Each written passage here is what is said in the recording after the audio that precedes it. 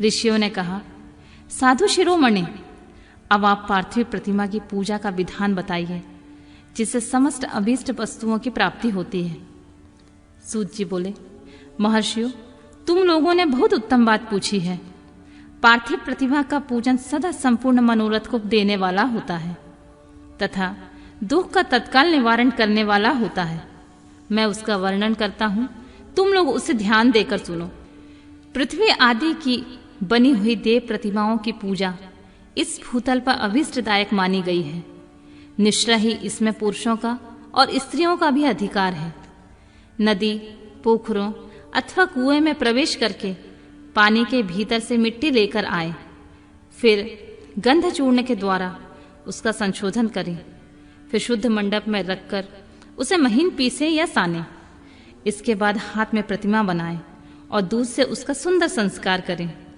उस प्रतिमा के अंग प्रत्यंग अच्छी तरह से प्रकट हुए हों, वह सब प्रकार के अस्त्र शस्त्रों से संपन्न बनाई गई हो। तदनंतर उसे पद्य आसन में स्थापित करके आदरपूर्वक उसका पूजन करें। गणेश, सूर्य, विष्णु, दुर्गा और शिव की प्रतिमा का, शिव का एवं शिवलिंग का द्विज को सदा पूजन करना चाहिए। षोडशोपचार पूजा जनित फल की सिद्धि के लिए 16 उपचारों द्वारा पूजन करना चाहिए।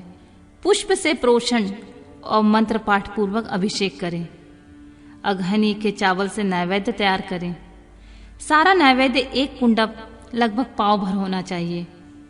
घर में पार्थिव पूजन के लिए एक कुंडप और बाहर किसी मनुष्य द्वारा स्थापित शिवलिंग की पूजा के लिए एक सेर भर नैवेद्य तैयार करना आवश्यक है, ऐसा जानना चाहिए। देवताओं द्वारा स्थापित शिवलिंग के लिए 3 सेर नैवेद्य अर्पित करना उचित है और स्वयं प्रकट हुए स्वयंभू लिंग को 5 सेर, ऐसा करने पर पूर्ण फल की प्राप्ति समझनी चाहिए। इस प्रकार सहस्त्र पूजा करने से द्विज सत्रलोक को प्राप्त कर लेता है। 12 अंगुल चौड़ा, इससे दूना और 1 अंगुल अधिक अर्थात 25 अंगुल लंबा या 15 अंगुल चौड़ा जो लोहे या लकड़ी का बना हुआ पात्र होता है, उसे विद्वान पुरुष शिव कहते हैं। उसका 8वां भाग प्रस्थ कहलाता है, जो 4 कुड़ब के बराबर माना गया है। मनुष्य द्वारा स्थापित शिवलिंग के लिए 10 प्रस्थ, ऋषियों के द्वारा स्थापित शिवलिंग के लिए 100 प्रस्थ और स्वयंभू शिवलिंग के लिए 1 सहस्त्र प्रस्थ नैवेद्य निवेदन किया जाए तथा जल, तेल आदि एवं गंध द्रव्यों से भी यथा योग मात्रा रखी जाए, तो यह उन शिवलिंगों की महापूजा बताई गई है। देवता का अभिषेक करने से आत्मशुद्धि होती है, गंध से पुण्य की प्राप्ति होती है, नैवेद्य लगाने से आयु बढ़ती है और तृप्ति होती है, धूप निवेदन करने से धन की प्राप्ति होती है, दीप दिखाने से ज्ञान का उदय होता है और तांबुल समर्पण करने से भोग की उपलब्धि होती है। इसीलिए स्नान आदि 6 उपचारों को यंत्र पूर्वक अर्पित करें। नमस्कार और जप, ये दोनों संपूर्ण अभीष्ट फल को देने वाले होते हैं। इसलिए भोग और मोक्ष की इच्छा रखने वाले लोगों को पूजा के अंत में सदा ही जप और नमस्कार करने चाहिए। मनुष्य को चाहिए कि वह सदा पहले से मन से पूजा करके फिर उन उपचारों से करे।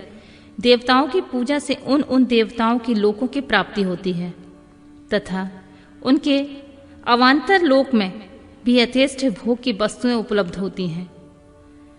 अब मैं देव पूजा से प्राप्त होने वाले विशेष फलों का वर्णन करता हूं।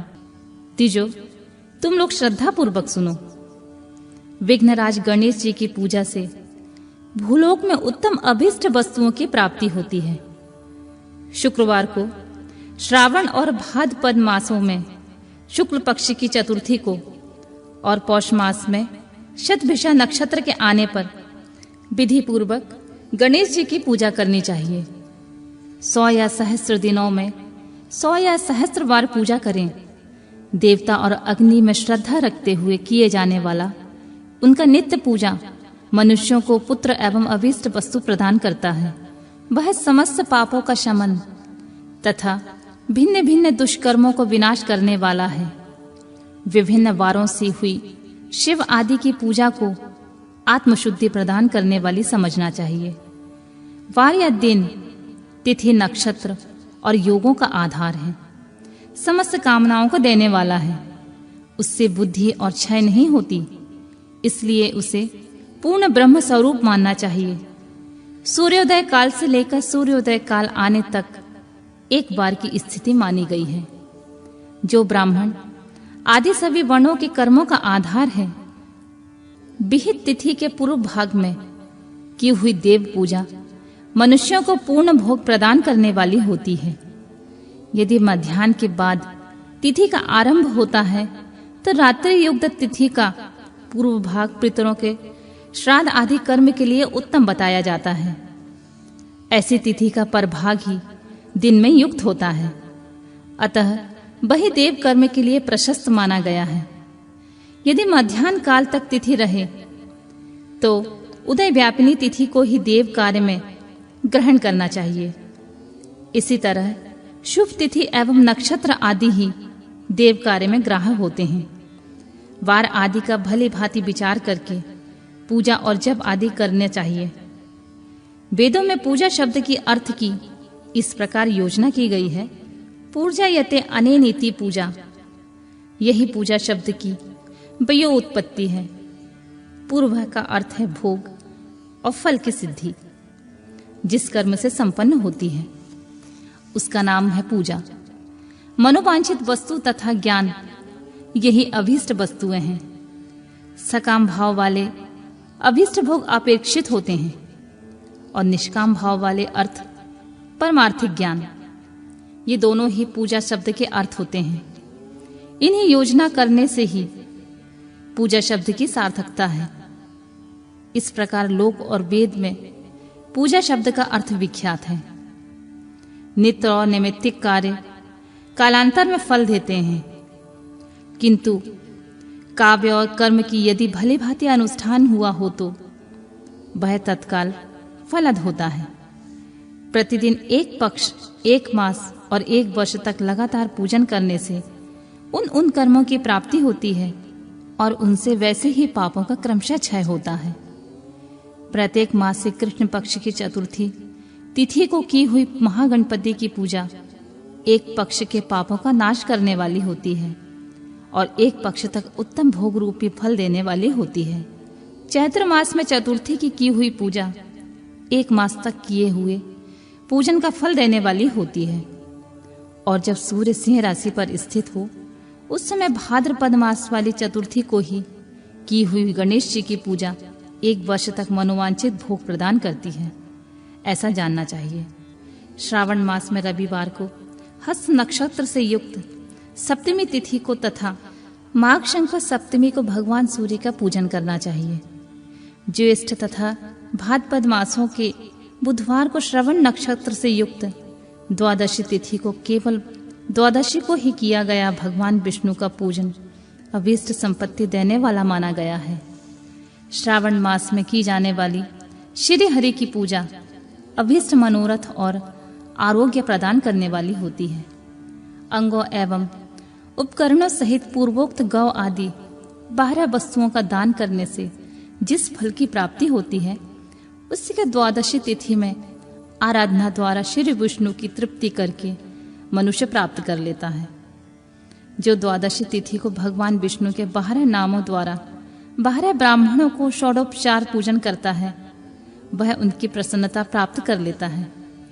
इसी प्रकार संपूर्ण देवताओं के विभिन्न 12 नामों द्वारा किया हुआ 12 ब्राह्मणों का पूजन उन देवताओं को प्रसन्न करने वाला होता है। कर्क की संक्रांति से युक्त श्रावण मास में नवमी तिथि को मृगशिरा नक्षत्र के योग में अंबिका का पूजन करें। वे संपूर्ण मनोवांछित भोगों तथा फलों को देने वाली हैं। ऐश्वर्य की इच्छा रखने वाले पुरुष को उस दिन अवश्य उनकी पूजा करना चाहिए। अश्विन माघ में शुक्ल पक्ष की नवमी तिथि संपूर्ण अभीष्ट फल देने वाली होती है। उसी मास से कृष्ण पक्ष की चतुर्दशी को यदि रविवार पड़ा हो तो उस दिन का विशेष महत्व बढ़ जाता है। उसके साथ ही यदि आद्रा और महाआद्रा सूर्य संक्रांति से युक्त आद्रा का योग हो तो उस अवसर पर की हुई शिव पूजा का विशेष महत्व माना गया है। माघ कृष्ण चतुर्दशी को की हुई शिव की पूजा संपूर्ण अभिष्ट फल को देने वाली होती है। वह मनुष्यों की आयु बढ़ाती है, मृत्यु कष्ट को दूर हटाती है और समस्त सिद्धियों की प्राप्ति कराती है। ज्येष्ठ मास में चतुर्दशी को यदि महाआद्रा का योग हो अथवा मार्गशीर्ष मास में किसी भी तिथि को यदि आद्रा नक्षत्र हो तो उस अवसर पर विभिन्न वस्तुओं से बनी हुई मूर्ति के रूप में शिव की जो 16 उपचारों से पूजा करता है उस पुण्यात्मा के चरणों का दर्शन करना चाहिए। भगवान शिव की पूजा मनुष्यों को भोग और मोक्ष देने वाली होती है, ऐसा जानना चाहिए। कार्तिक मास के प्रत्येक वार और तिथि आदि में महादेव का पूजन का विशेष महत्व है। कार्तिक मास आने पर विद्वान पुरुष दान, तप, होम, जप और नियम आदि के द्वारा समस्त देवताओं का षोडशोपचारों द्वारा पूजन करें। उनके पूजन में देव प्रतिमा, ब्राह्मण तथा मंत्रों का उपयोग आवश्यक है। ब्राह्मणों को भोजन कराने से वह पूजन कर्म संपन्न होता है। पूजक को चाहिए कि वह कामनाओं को त्याग कर पीड़ा रहित और देवाराधन में तत्पर रहे। कार्तिक मास में देवताओं का यजन, पूजन समस्त भोगों को देने वाला, व्याधियों को हर लेने वाला तथा भूतों और ग्रहों का विनाश करने वाला होता है। कार्तिक मास के रविवार को भगवान सूर्य की पूजा करने और तेल तथा सूती वस्त्र देने से मनुष्यों के कोढ़ आदि रोगों का नाश होता है। हर्रे, काली मिर्च, वस्त्र और खीरा आदि का दान और ब्राह्मणों की प्रतिष्ठा करने से क्षय के रोग का नाश होता है। दीप और सरसों के दान से मिर्गी का रोग मिट जाता है। कृतिका नक्षत्र से युक्त सोमवार को किया हुआ शिव जी का पूजन मनुष्य के महान दारिद्र्य को मिटाने वाला और संपूर्ण संपत्ति को देने वाला होता है। घर के आवश्यक सामग्रियों के साथ ग्रह और क्षेत्र आदि का दान करने से उक्त फल की प्राप्ति होती है। कृतिका युक्त मंगलवार को श्री स्कंदन का पूजन करने से तथा दीपक एवं घंटा आदि के दान देने से मनुष्यों को शीघ्र ही वाक सिद्धि प्राप्त हो जाती है। उनके मुंह से निकली हुई हर बात सत्य हो जाती है। कृतिका युक्त बुधवारों को किया हुआ श्री विष्णु जी का यजन तथा दही भात का दान मनुष्यों को उत्तम संतान की प्राप्ति कराने वाला होता है। कृतिका युक्त गुरुवार को धन से ब्रह्मा जी का पूजन तथा मधु, सोना और घी का दान करने से मनुष्य के भोग वैभव की वृद्धि होती है। कृतिका युक्त शुक्रवारों को गजानन गणेश जी की पूजा करने से तथा गंध, पुष्प एवं अन्य का दान देने से मानवों के भोग की पदार्थों की वृद्धि होती है। उस दिन सोना चांदी आदि का दान करने से बांध्या को भी उत्तम पुत्र की प्राप्ति होती है। कृतिका युक्त शनिवार को दिव्य पाकों की वंदना, दिग्गजों, नागों और सेतपालों का पूजन, त्रिनेत्रधारी रुद्र, पापहारी विष्णु और ज्ञानदाता ब्रह्मा का आराधन और धन्वंतरी एवं दोनों अश्विन कुमारों का पूजन करने से रोग, दुर्मृत्यु एवं अकाल मृत्यु का निवारण होता है तथा तात्कालिक व्याधियों की शांति हो जाती है। नमक, लोहा, तेल और उड़द आदि का त्रिकुट, सौंठ, पीपल और गोल मिर्च, फल, गंध और जल आदि का, घृत आदि द्रव पदार्थों का और सुवर्ण, मोती एवं कठोर वस्तुओं का दान देने से स्वर्गलोक की प्राप्ति होती है। इनमें से नमक आदि का मान कम से कम 1 प्रस्थ सेर होना चाहिए। सुवर्ण आदि का मान कम से कम 1 पल। धन के संक्रांति से युक्त पौष मास में उषा काल में शिव आदि समस्त देवताओं का पूजन क्रमशः समस्त सिद्धियों को प्राप्ति कराने वाला होता है। इस पूजन के अघनी के चावल से तैयार किए गए हव्य का नैवेद्य उत्तम बताया जाता है। पौष मास में नाना प्रकार के अन्न का नैवेद्य विशेष महत्व रखता है। मार्गशीर्ष मास में केवल अन्न का दान करने वाले मनुष्य को ही संपूर्ण अभीष्ट फलों की प्राप्ति हो जाती है। मार्गशीर्ष मास में अन्न का दान करने वाले मनुष्यों के सारे पाप नष्ट हो जाते हैं। वह अभीष्ट सिद्धि, आरोग्य, धर्म, वेद का सम्यक ज्ञान, उत्तम अनुष्ठान का फल, इहलोक एवं परलोक में महान भोग, अंत में सनातन योग, मोक्ष तथा वेदांत ज्ञान की सिद्धि प्राप्त कर लेता है। जो भोग की इच्छा रखने वाला होता है वह मनुष्य मार्गशीर्ष माघ आने पर कम से कम 3 दिन भी उषा काल में अवश्य देवताओं का पूजन करे और पौष मास में पूजन से खाली न जाने दे। उषा काल से लेकर शैगव काल तक और पूषा काल में पूजन का विशेष महत्व माना गया है। पौष मास में पूरे महीने भर जितेंद्रिय और निराहार रहकर द्विज प्रातः काल से मध्याह्न काल तक वेद माता गायत्री का जप करे। तत्पश्चात रात को सोने के समय तक पंचाक्षर आदि मंत्रों का जप करे। ऐसा करने वाला ब्राह्मण ज्ञान पाकर शरीर छूटने के बाद मोक्ष प्राप्त कर लेता है। द्विजेतर नर नारियों को त्रिकाल स्नान एवं पंचाक्षर मंत्र के ही निरंतर जप से विशुद्ध ज्ञान प्राप्त हो जाता है। इष्ट मंत्रों का सदा जाप करने से बड़े बड़े पापों का भी नाश हो जाता है। सदा चराचर जगत बिंदु नाद स्वरूप है, बिंदु शक्ति है और नाद शिव। इस तरह यह जगत शिव शक्ति स्वरूप ही है। नाद बिंदु का और बिंदु इस जगत का आधार है। ये बिंदु और नाद शक्ति और शिव संपूर्ण जगत के आधार रूप में स्थित है। बिंदु और नाद से युक्त सब कुछ शिव स्वरूप है, क्योंकि वही सबका आधार होता है। आधार में ही अध्यय का समावेश अथवा लय होता है। यही सरलीकरण है। यही सरलीकरण की स्थिति से ही सृष्टि काल की जगत का प्रादुर्भाव होता है। इसमें संशय नहीं है। शिवलिंग बिंदी नाद स्वरूप है, अतः उसे जगत का कारण बताया जाता है। बिंदु देव है और नाद शिव। इन दोनों का संयुक्त रूप ही शिवलिंग कहलाता है। अतः जन्म से संकट से छुटकारा पाने के लिए शिवलिंग की पूजा करनी चाहिए। बिंदु रूपा देवी उमा माता है और नाद स्वरूप भगवान शिव पिता। इन माता पिता को पूजित होने से परमानंद की ही प्राप्ति होती है। अतः परमात्मा का लाभ लेने के लिए शिवलिंग का विशेष रूप से पूजन करना चाहिए। देवी उमा जगत की माता है और भगवान शिव जगत के पिता। जो इनकी सेवा करता है उस पुत्र पर उन दोनों माता पिता की कृपा नित्य अधिकाधिक बढ़ती रहती है। वह पूजक पर कृपा करके उसे अपना आंतरिक ऐश्वर्य प्रदान करते हैं। अतः मुनीश्वरों, आंतरिक आनंद की प्राप्ति के लिए शिवलिंग को माता पिता का स्वरूप मानकर उनकी पूजा करनी चाहिए। भर्ग शिव पुरुष रूप है और भर्गा शिव अथवा शक्ति प्रकृति कहलाती हैं।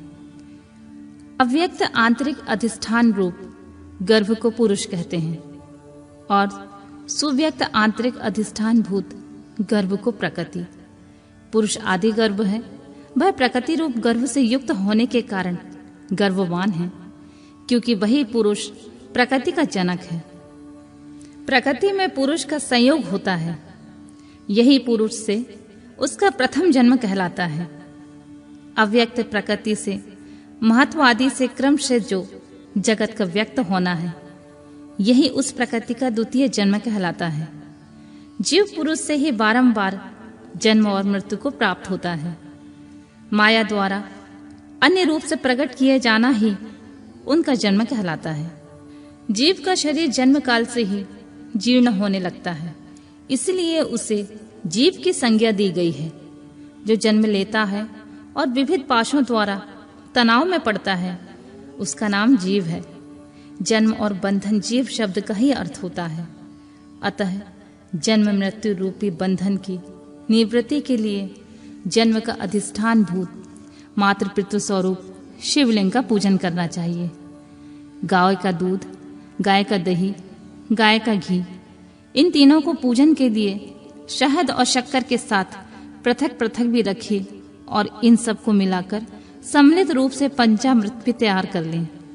इनके द्वारा शिवलिंग का अभिषेक और स्नान कराएं। फिर गाय के दूध और अन्य से मेल से नैवेद्य तैयार करें। प्रणव मंत्र के उच्चारण पूर्वक उसे भगवान शिव को अर्पित करें। संपूर्ण प्रणव को ध्यान लिंग कहते हैं। स्वयंभूलिंग नाद स्वरूप होने के कारण नादलिंग कहा गया है।